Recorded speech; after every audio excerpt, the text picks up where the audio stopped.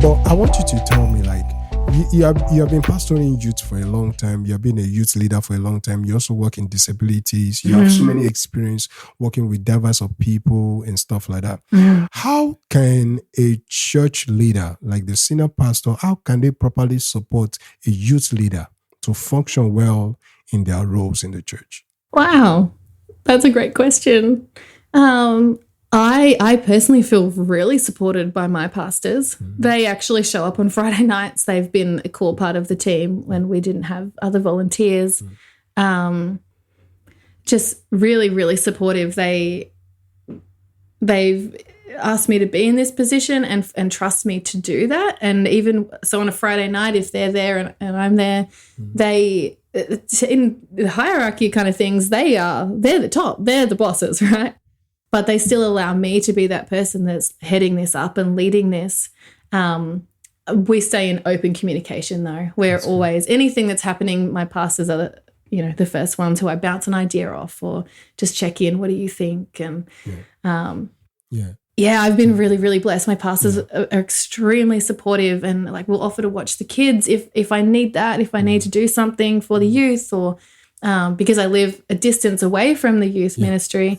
If there's a kid that's having a hard time and they've reached out to me, I can call up my pastors and they will be there for that person. They live closer. Amazing. So if there's anything I can pick out from what you just said is that senior pastors need to be there for the youth leader. Don't just leave the roles to him or her. If your presence is going to be much needed in that place, you have to be there. You don't say, well, it's your role. I've done my own or I'll do my own. You still have, because at the end of the day, they are part of the church. All right. Yeah. And one of the challenges that I've found that I think we need to talk about is I discovered that in most churches, the youth are separated from the church. All right. So we have people who come to the youth on Friday, but they don't come to church on Sunday. They are not part of anything in the church. Even some of them that are part of the church, they are volunteering, in kids, in children's church or anything. So they don't have that chance to literally be nurtured in the church, hear the word of God, see what is going on in the church and also be part of it. So can you, just share your ideas or how churches can incorporate the youth? I know it's part of the church, but in most cases, it has literally been separated. Yeah. If you look at it. Yeah. But how do you think the church should be able to balance things and knows that these guys, they're not just coming to the youth nights. They have to be part of the church, Yeah. What's your idea on that? It's hard. That's really hard. I'm just starting to encourage some of my youth who are musical to go along to the church's music practice through the week. So that is the first step. I've actually successfully managed to get some crossover there. But I feel like church is maybe not done in a way that would accommodate the youth so much. And it's so many different factors, things like their attention span. If I do more than a 10-minute Bible study, I've lost them. But, we come into church and they've got to sit down and listen for a half an hour. That's a lot for them because they automatically feel like they're at school. And school is not a nice place or a safe place for a lot of teenagers now. Why did you say school is not the nice place or safe place for a lot of teenagers? Well, so for the school where my youth come from, it's really rough, as I said, number 2 in the state for fight culture, but the teachers have no control. There's no respect either way. I've heard my youth, and I only get their side of the story, so I'm sure there's another side, but things like teachers calling them names and not letting them go to the bathroom to the point that they are so desperate to go to the bathroom, they are trying to climb out windows because they have to go to the bathroom and no one is letting them out, physically letting them leave the classroom. It's just not a space where they feel safe. They're not respected. They don't trust their teachers. They don't trust any adults. They come to our program on a Friday night and they fall apart. And they come, and often we'll see even groups of boys sitting and crying and comforting each other and just talking through hard stuff that they just hold on to everything and they've got nowhere else that they can just let it out. Do you have ideas where your youth go on Sundays? A lot of them work. Okay. So there's that. Also, being a teenager, they don't like getting up early. So they're sleeping in, or they're going to work, or they just having a day off. Oh, wow. So there's lots of different reasons. Yes. And it's hard. It's really hard. Yes.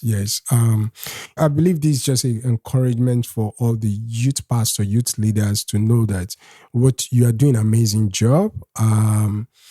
Just like the way Matika just said, that this thing is really hard. Sometimes most of your strategies might not work. But if you look at it in a positive way, to know that God sometimes give you what you can handle. He's not going to give you something that is bigger than your capacity, or else you will crash. You know. And apart from that, to know that the geographical location where you are pastoring, where you are leading, matters a lot. Like in my youth, it's easy for us to have a worship time where everybody sit down and worship. You see kids, they started praying, lift up their hands. We don't, of course, there are some that we have to, kind of like encourage to do so. But you see some of those kids, because the culture has been built for a long time, so when you are in a different location where they don't really understand all those churchy stuff, it will take you time to teach them and to, for them to follow those kind of stuff and actually have an experience, an encounter with God. And I'm very sure you will agree with this, that most of our youth nights must be centered on Jesus. There is nobody that can change someone's life than Jesus. Yeah, absolutely. As much as we have games, whatever we have, all those games can be good. Yeah. But what will change people's life is the message of the gospel. So while we have games and all these things, we should not forget the fundamental part of youth group. Is there any encouragement that you can give to youth leader or youth pastor right now that might be listening to us and, maybe they just feel like they need to give up? Maybe even it might even be a senior pastor who feel like you need to scrap the youth. Don't scrap the youth. Please don't scrap. They're so important. And I guess my encouragement would be, if something is not working, you don't have to keep doing it. Not like youth's not working, we're going to scrap it. But for me, it was what wasn't working was trying to do a proper message and get them to sit down and listen to me preach. That wasn't working. So I looked at it from their perspective and I thought, first of all, it must feel like school. So that's not going to work for them. I've lost their attention straight away. They want to talk to each other.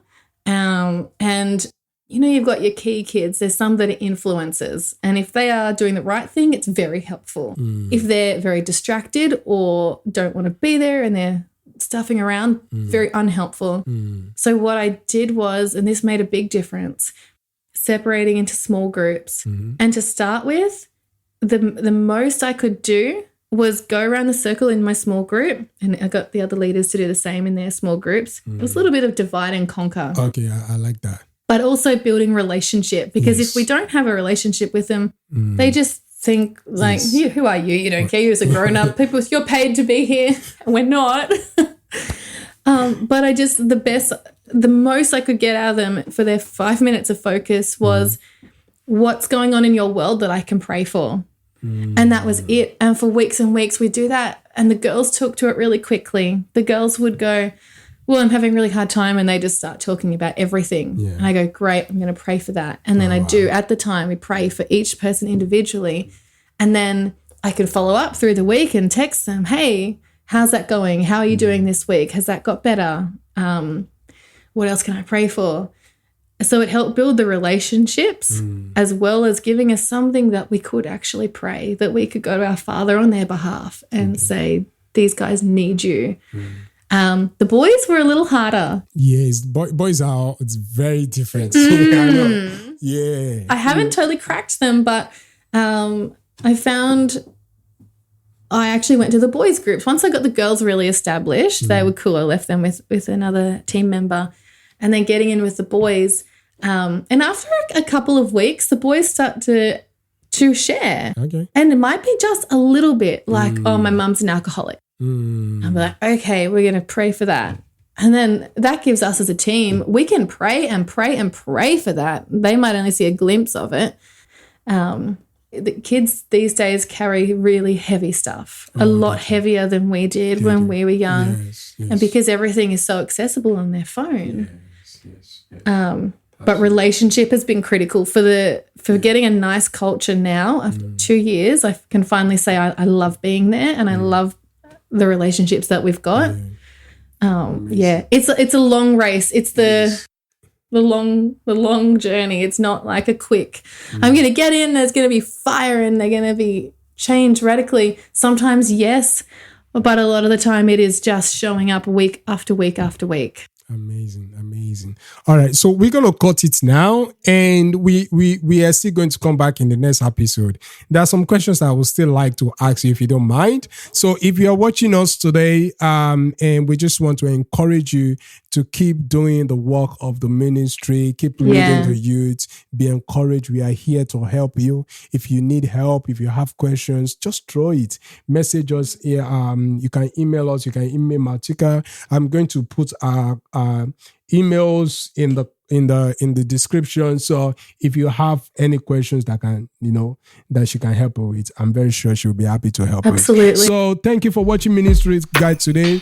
Go into the next episode. Subscribe to all our channel, YouTube, Apple Podcasts, and everything. Go on our website. There is tons of resources for you and your church. God bless you. We'll see you. Bye.